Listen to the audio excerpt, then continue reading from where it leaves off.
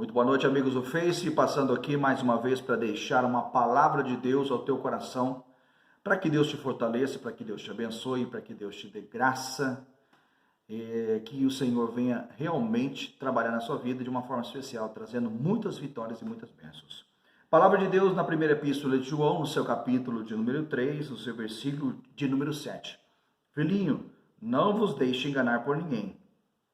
Aquele que pratica a justiça é justo, assim como ele é justo. Aquele que pratica o pecado procede do diabo, porque o diabo vive pecando desde o princípio. Para isso se manifestou o Filho de Deus, para destruir as obras do diabo. Todo aquele que é nascido de Deus não vive na prática do pecado, pois o que permanece nele é a divina semente. Ora, esse não pode viver pecando, porque é nascido de Deus. Nisso são manifestos os filhos de Deus e os filhos do diabo. Todo aquele que não pratica a justiça não procede de Deus, nem quem não ama o seu irmão. Olha o que Deus vem nos dizendo.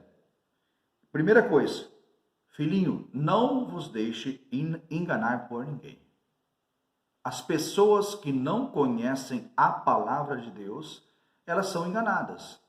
Ela não sabe se ele está ali, se a pessoa que está conversando com ele é um filho de Deus ou é um filho do diabo. Porque a Bíblia está dizendo que existem os filhos de Deus e também existem os filhos do diabo.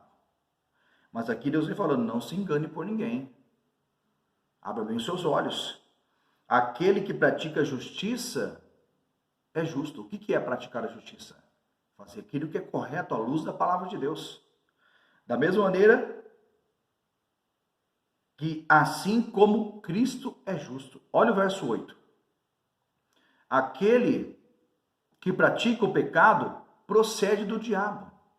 As pessoas que vivem na prática do pecado, numa vida de prostituição, de adultério, de mentira, de roubo, de enganação, de falsidade, elas procedem do diabo. Porque o diabo vive pecando desde o princípio, diz a palavra. Para isso se manifestou o Filho de Deus, para destruir as obras do diabo. Todo aquele que é nascido de Deus não vive na prática do pecado. Olha aqui Deus está falando. Que aquele que é nascido de Deus, ele vive na santidade. Ele foge do mal, ele foge das práticas do pecado.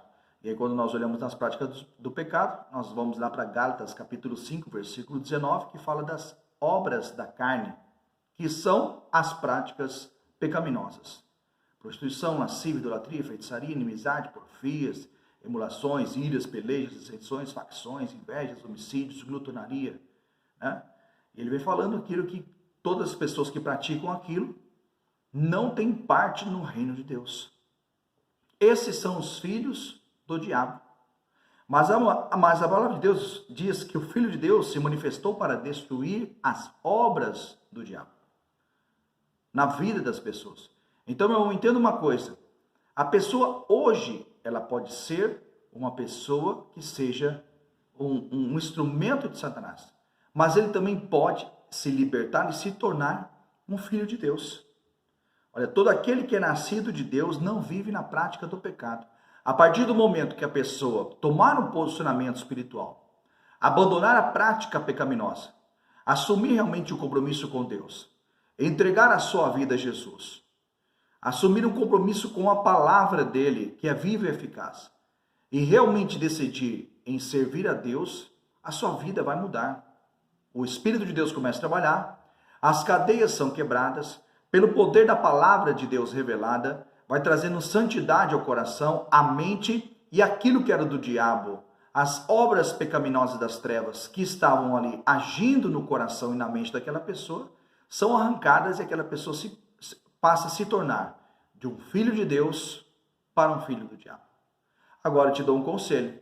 Se você quer realmente ter uma vida abençoada, se você quer realmente agradar a Deus, primeira coisa que você tem que fazer, andar com pessoas de Deus, ter comunhão com pessoas que são de Deus, né? E rejeitar as amizades que te levam à presença do maligno, as obras da carne, as obras infrutuosas das trevas.